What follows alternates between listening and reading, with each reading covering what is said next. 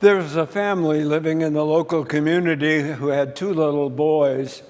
One was 4 and the other was 6, and they were noted to be the most mischievous little boys in the neighborhood.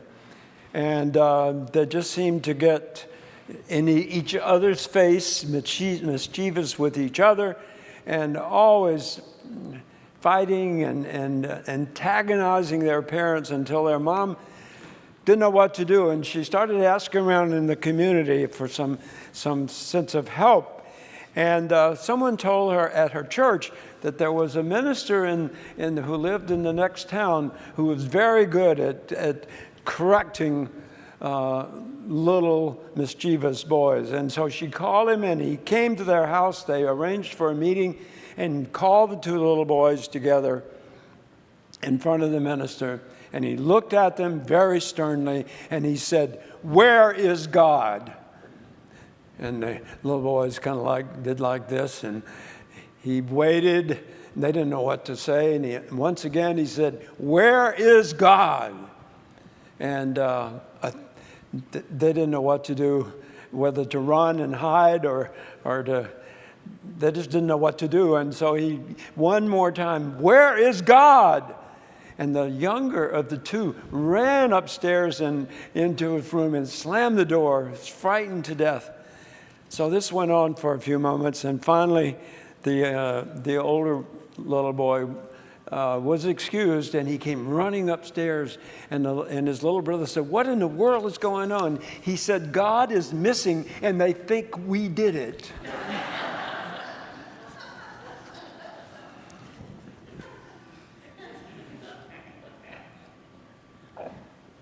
Diana Butler Bass, a prolific historian, church historian, asked the same question, but in a more profound way. She is an internationally known, prolific spiritual renewal thinker and writer, and published a book a couple of years ago called Grounded: Finding God in the World, a Spiritual Revolution. And she asked the same question: where is God? But for a better reason than the stern minister in this home. Butler Bass raises a question that is fundamentally important to us as Christians and all people of faith, really.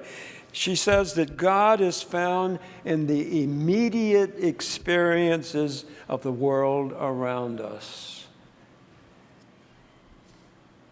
As read in our continuing text this morning, she says she is optimistic about the world. She may be one of the few. She sees a spiritual revolution going on in this country and in some other parts of the world. Unfortunately, she says, it's not going on in the church. Rather, it's happening outside the church. And her closing line in this book says that the church needs to wake up.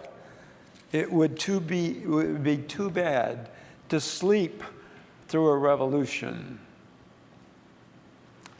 James and Jesus are about starting revolution. And we are called to keep the fire going under that revolution. And that fire, for me, is compassion. Why aren't we more compassionate than we would like? Last week, someone asked me, well, what's the point of compassion when you can't really alleviate suffering, the suffering that James asks us about? We can't alleviate it, so what do? And I thought of Mother Teresa, who once said, if you can't feed 100 people, then feed one. But let me say more to the point.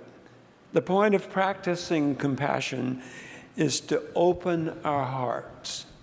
This can make us aware of how integrated we are in the world. Our perceptions of others changes, and we feel more responsibility for others' happiness, and we feel the suffering for others. We feel their suffering so strongly that we wish to do something about it. We can't fix it all, but I believe that When that happens, when your heart opens like that, not only do the benefits, but you will find a way to address the suffering.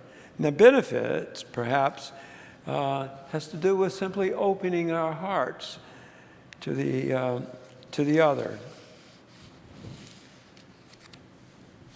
This is exactly what we experienced in this building, in this place, last Sunday evening at Grace Church when the Ullman Foundation Team Tahoe, a group of young, enthusiastic, energetic, courageous young people riding their bicycles from Baltimore to San Francisco, and this was their first overnight stop.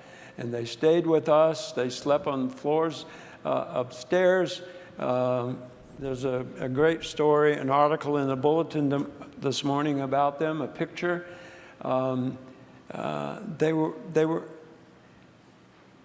They weren't just practicing compassion.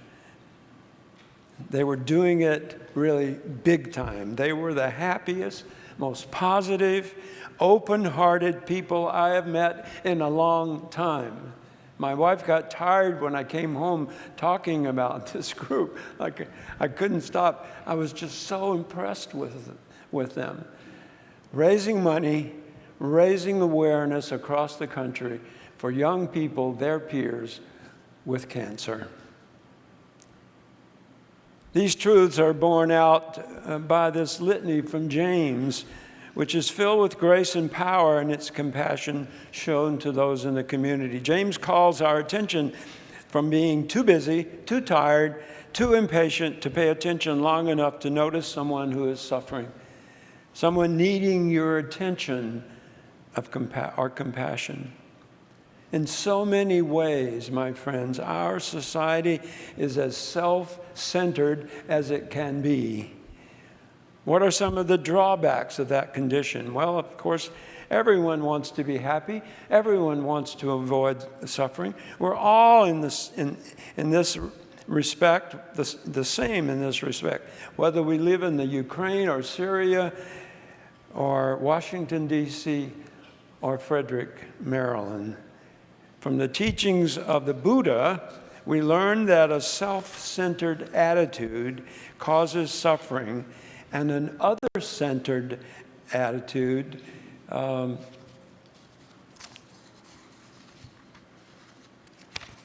on.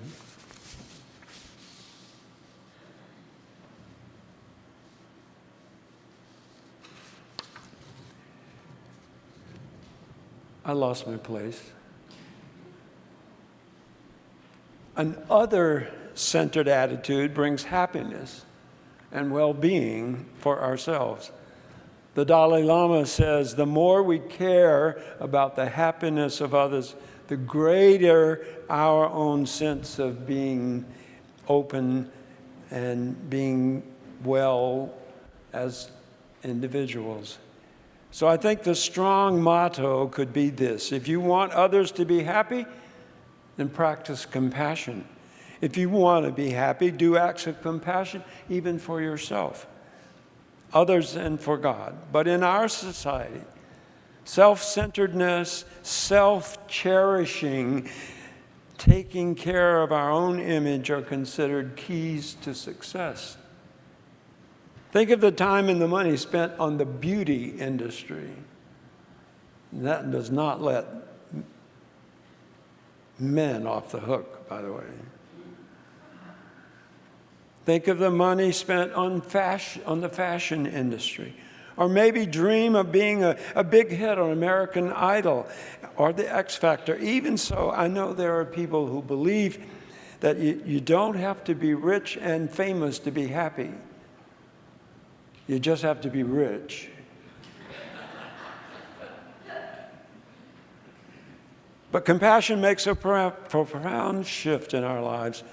Instead of thinking all the time about ourselves, we actually think about and notice other people. Compassion undoes the me obsession. Now, Jesus, as you know, is called upon all the time to show compassion and to end the suffering of the people wherever he went. He responds, he heals, he teaches the disciples how to show compassion. But he gets tired and weary and seeks to find rest for himself, to show compassion to himself, to get away from the demands sometimes and rest. In the last part of Mark's gospel today, he goes to a house where he can be alone for a little while. But there's a mother with a troubled daughter who hears about where he is and comes seeking his help. She had to argue with him a little bit, but she got the help she needed for her daughter. No matter how he tried to keep his healing acts of compassion under wraps, people still found him. Thousands found him. And in the 6th chapter, Mark, as we read this morning, feeds 5,000 people. And now in chapter 8, 4,000 gather around for 3 days. The disciples are distracted and not very inclined to show compassion, it seems. They're tired too. And he asks them to take care of the hungry people. And what do you expect us to do about these hungry people, he says. Not in this church, but in others, I've heard that response. What do you expect us to do, Jerry? Jesus was not only compassionate, but he was a creative problem solver, wasn't he? He asked how much bread they have, and they say 7 loaves. And he gathering up those 7 loaves, Jesus takes them, breaks them, blesses them, and gives them to the people. Gives them to the disciples to give to the people. Jesus was trying to help the people and at the same time teach the disciples about how small acts of compassion can multiply and expand beyond the telling. So where is God? God is in the immediate activities of your life. God is right beside you, guiding you and leading you and equipping you and to be compassionate to those around you and to yourself.